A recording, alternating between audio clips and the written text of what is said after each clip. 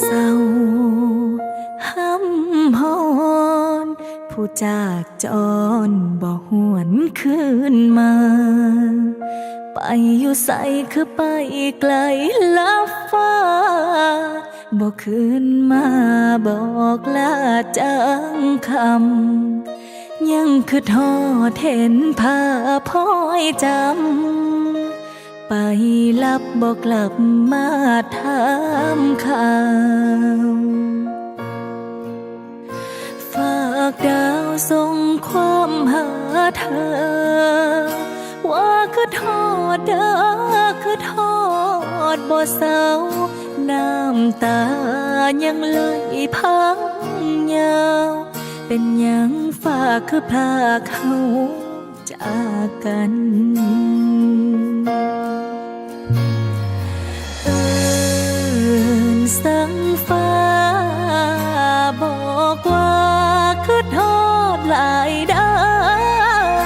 ฝากดาวอยู่ทั้งฟ้าบังแง่งเธอฝากแน่เด้อคนเผลอไปบ่คืนมาขึ้นทอดหลายเด้อแพงคือทอดแทงคือทอดคนอยู่ทั้งฟ้าคันเป็นไปได้ศาสตร์นาให้เฮาได้มาพอกัน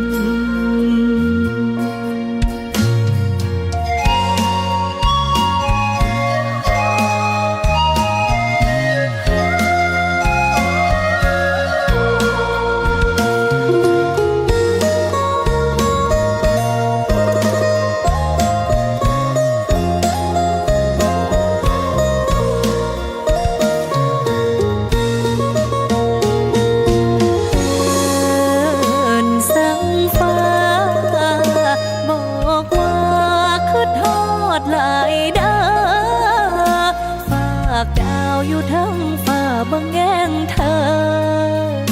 ฝากแน่เด้อคนเผลอไปบ่คืนมาขึ้นทอดหลายเด้อแพงคือทอดแทงคือทอดคนอยู่ทั้งฟ้าคันเป็นไปได้ศาสตร์นาให้เฮาได้มาพอกัน